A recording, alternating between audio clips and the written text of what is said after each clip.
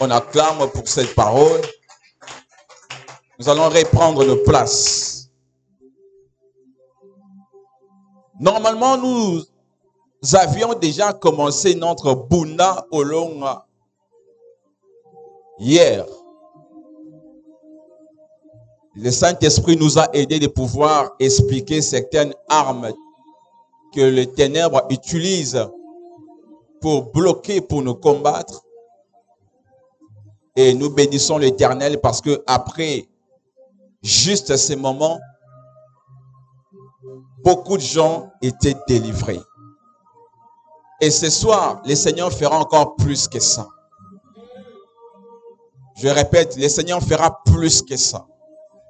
Le Seigneur va nous accorder la victoire sur tous les combats de nos familles.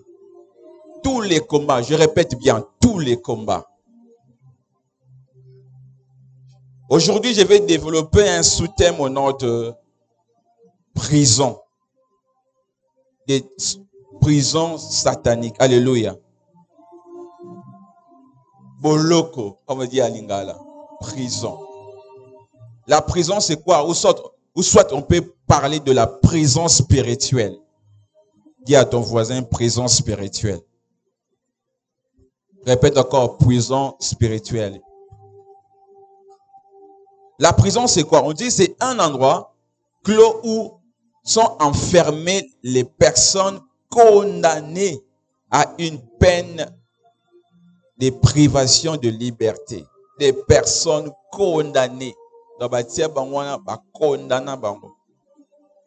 C'est un enclos. Un endroit préparé pour des personnes qui sont condamnées. Mais à ce qu'il s'agit de la spiritualité ou spirituelle, on dit qui est de la nature de l'esprit.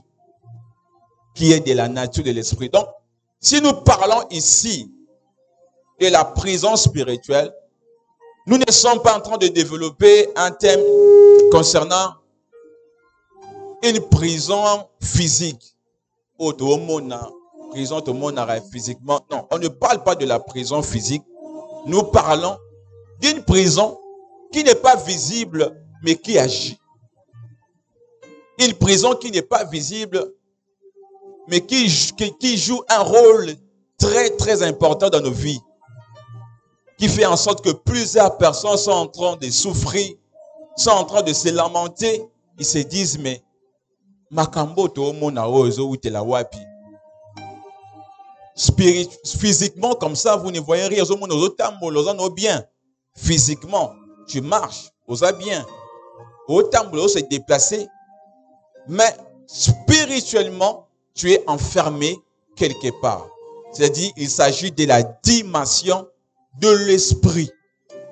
Or, tout commence d'abord en esprit avant de pouvoir se manifester en chair. Spirituellement, tu n'es pas béni. Physiquement, tu ne le seras pas aussi.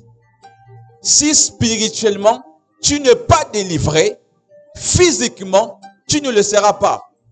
Malgré que tu seras en train de marcher, bouger, ça sera que le corps qui est en train de bouger, mais ton esprit, qui est la source de ta vie, est bloqué quelque part. Mais par la grâce du Seigneur, je t'annonce une bonne nouvelle, que tu seras libéré au nom de Jésus.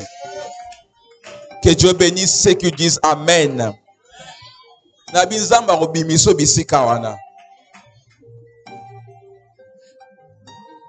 Mais comment est-ce que nous devons être emprisonnés spirituellement? Qui est celui qui est derrière ces blocages? Qui est celui qui est derrière cet emprisonnement?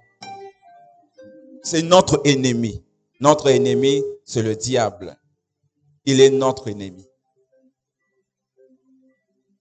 La Bible nous rencontre une histoire d'une femme. Elle était descendante d'Abraham. Elle venait, elle assistait aux enseignements. Elle était là dans le synagogue. À chaque fois que Jésus était en train de prêcher, elle était là. Mais le problème est qu'elle était infirme. C'est-à-dire que aza ngumba maboye, konkina sima, aza infirme, aza qui n'a défaut. Elle avait un problème qui ne le quittait pas. Et ce problème avait pris beaucoup de temps. Parce que quand Jésus révèle la source de son problème, il lui révèle aussi les temps que ce problème a eu. 18 ans. C'est-à-dire, avant 18 ans, elle se sentait mieux. Vie n'est normal. Azalaki n'a défaut en athée. Abanda otambola n'est normal. Mais dès lors que quelque chose s'est passé dans sa vie, elle s'est retrouvée avec ces problèmes qui ne le quittaient pas. Malgré qu'elle était dérangée, mais elle était incapable de pouvoir trouver la solution. Ça nous arrive des fois de se dire, ma vie n'était pas ainsi. Mais subitement, j'ai expérimenté un bascule. Tu ne sais même pas comment ça est arrivé, mais au chité. Nyon se bébi, au comprendre les sous-soutés, au bakeme o e wuti wapi. Et quand Jésus arrive, il lui révèle la source. Parce que dans la spiritualité, pour régler un problème, il faut d'abord connaître la source.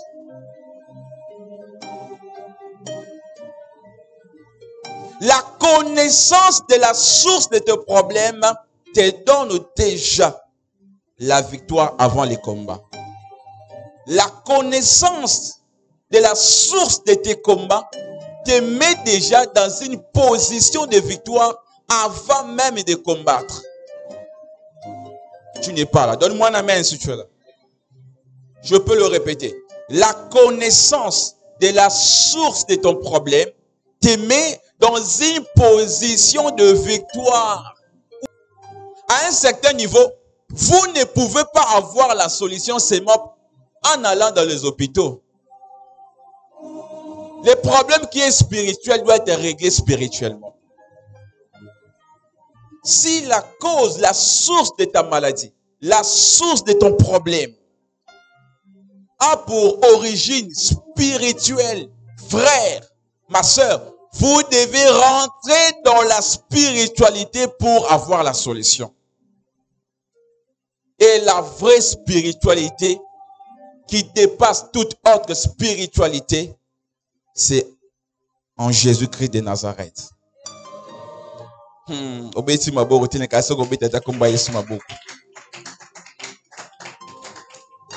Amen, amen. Plusieurs personnes sont tourmentées parce qu'ils sont possédés par des démons.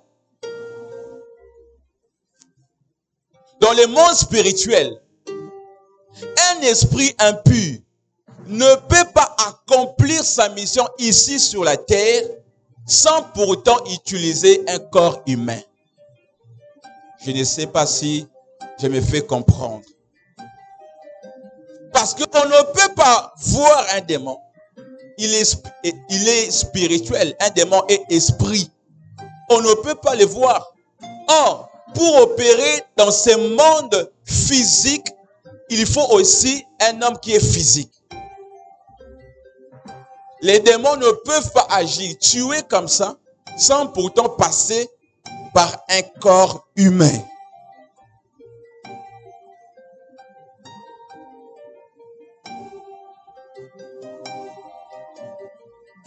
Et pour qu'un démon puisse t'emprisonner, te posséder, il faut que toi-même, que tu lui donnes l'accès. Il faut que tu ouvres une brèche pour qu'il entre. Et quelles sont ces brèches?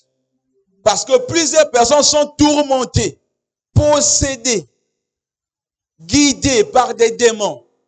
Ils ne savent pas comment faire. Ils pensent que c'est leur manière de réfléchir, alors qu'ils ont raisonné bon, au comme possédé.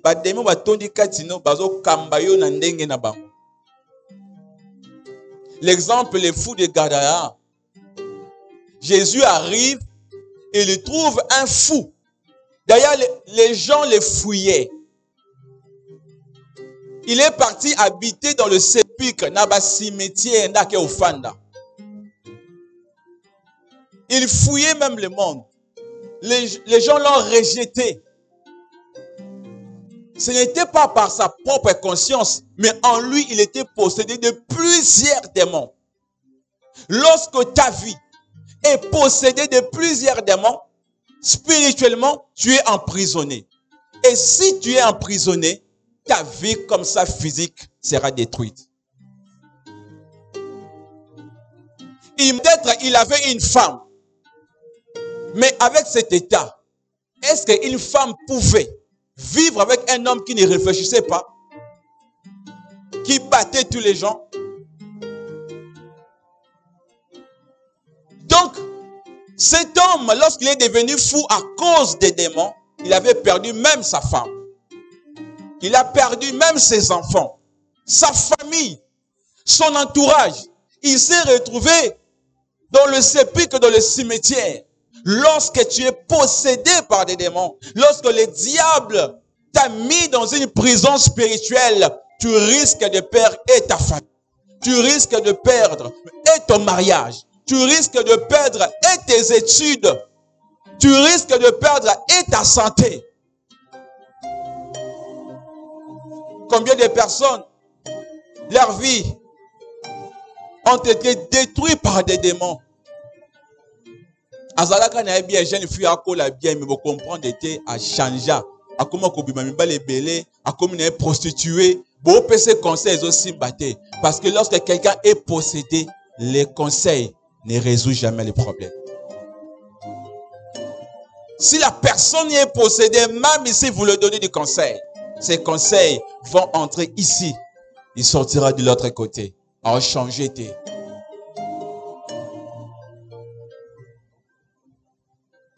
Et cet homme était devenu fou, abandonné, vivant dans le cimetière parce qu'il était possédé de plusieurs démons. Ici, il ne s'agit pas des sorciers. Je parle des démons. Alléluia. Lorsque ta vie est possédée, tu vas tout perdre. Tu peux perdre même ton mariage parce que tu es possédé. Tu peux perdre ta santé.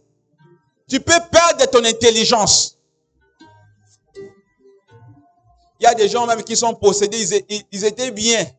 Mais après un moment, à comment on fumer, à comment on a quitté, tout n'a mais c'est là que boité. Oh, à copie boindenge nini, quitté na quitté, à copie boindenge nini. Ce n'est pas lui, c'est l'œuvre du diable.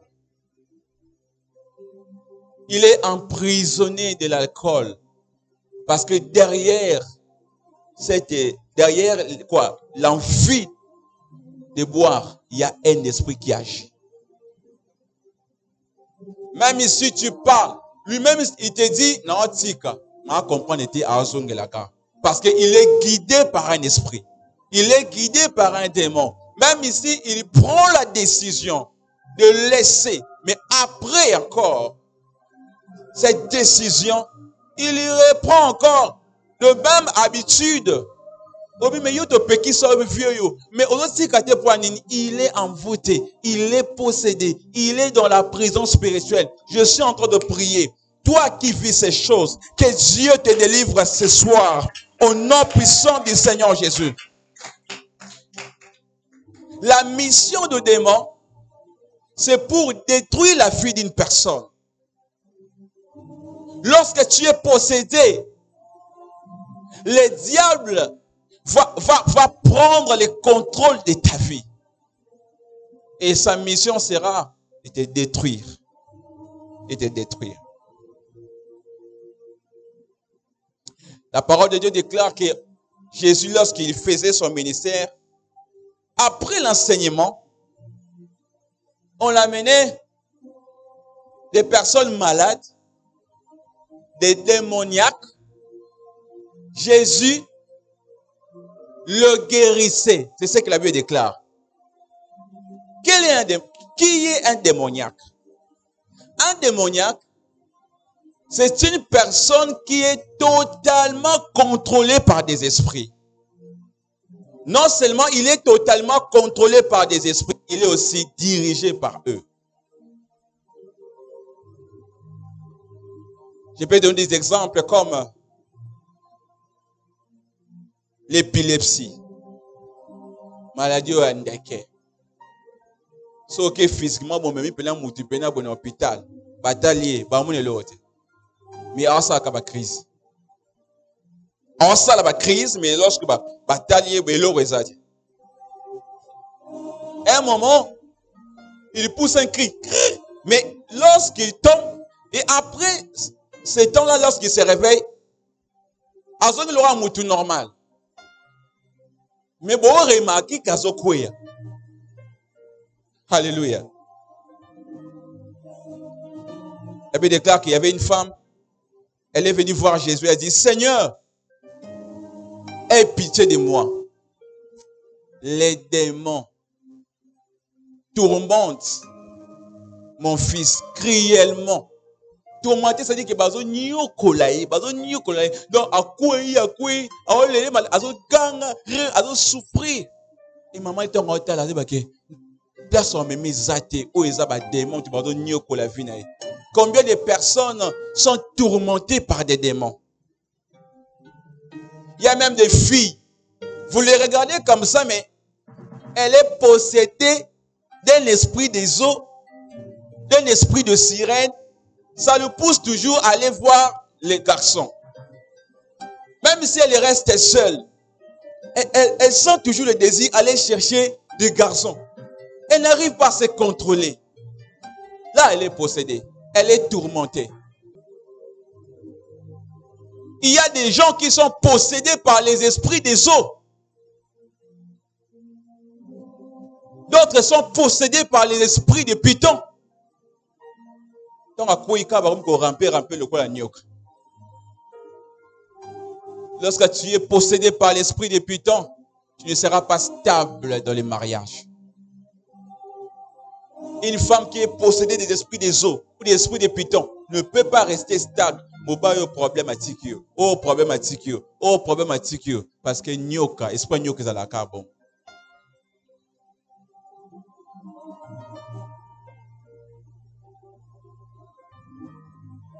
Je connais une femme.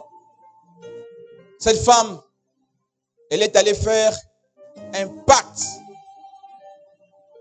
avec une sirène. On lui a donné un serpent.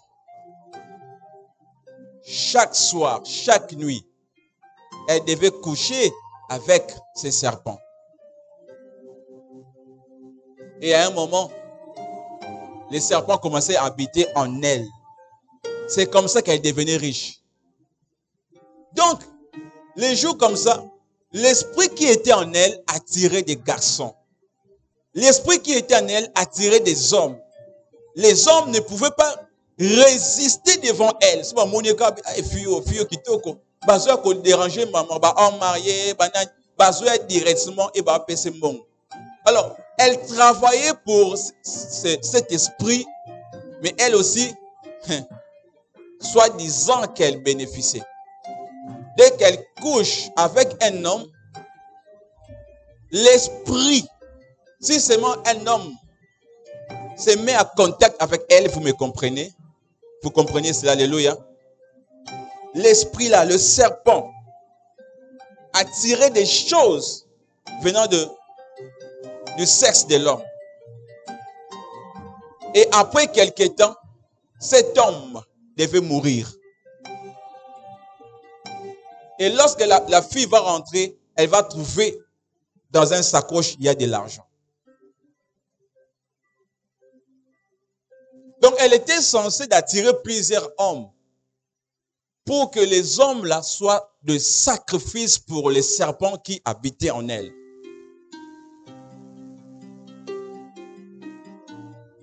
Mais il y en a aussi des personnes comme ça qui sont possédées. Ils travaillent pour les diables, mais inconsciemment. Je connais un serviteur de Dieu à Koufa na bureau. Parce que bakoti batindela fi ya bongo akoti fi ya bongo alandela eti na bureau fi ana aséduire pasteur ya solo akoucher na ye na bureau fi ana mama pou abimi pasteur akufa na bureau bato bayeka bo pasteur abima soki bata be dadi na bureau akufi nu. À famille, mais pourquoi? C'est une alliance qui a été faite dans le monde spirituel avec des démons. Obotama bongote. Nabi obotama bongote. Obotama bongote. Et ce soir, le Seigneur va te visiter. Tu sortiras dans cette prison de maladie. Cette maladie qui ne te lâche pas. Tu sortiras dans cette prison au nom de Jésus. Donne-moi un amen très fort. Donne-moi un amen très fort si tu es là. Donne-moi un amen très fort. D'autres personnes sont emprisonnées dans une maladie diabolique, tension. J'ai un problème de sucre. J'ai un problème de telles choses. Bien-aimé dans le Seigneur, la Bible déclare, je souhaite que tu prospères à tous égards et que tu sois en bonne santé. Je déclare sur toi, s'il y avait de maladies causées par des démons, au nom de Jésus, que Dieu règle ces problèmes maintenant. Que Dieu règle ces problèmes maintenant. Au nom de Jésus-Christ de Nazareth. Il y a d'autres esprits qui sont là dans nos vies pour bloquer notre fécondité. Mais aujourd'hui, si cet esprit était là pour bloquer ta vie, bloquer ta prospérité, il va te lâcher. Tu acclames très fort pour le Seigneur. Est-ce que tu peux acclamer très fort, Télémito, prier? Est-ce que tu peux te lever? Parce que ici, c'est plus la prière. Alléluia. Nous allons commencer à chasser les démons. À chasser tout esprit. Jacques chapitre 2, le verset 19, la Bible déclare que les démons croient aussi en Dieu, mais ils tremblent. Ça dit que balenga kaliboso nzambe, balenga kaliboso komba Yesu, balenga kaliboso komba Yesu. Le problème ici, ce n'est pas un problème auquel un hôpital que ils ont réclamé car alléluia. Déclare au nom de Jésus. Na telemeli.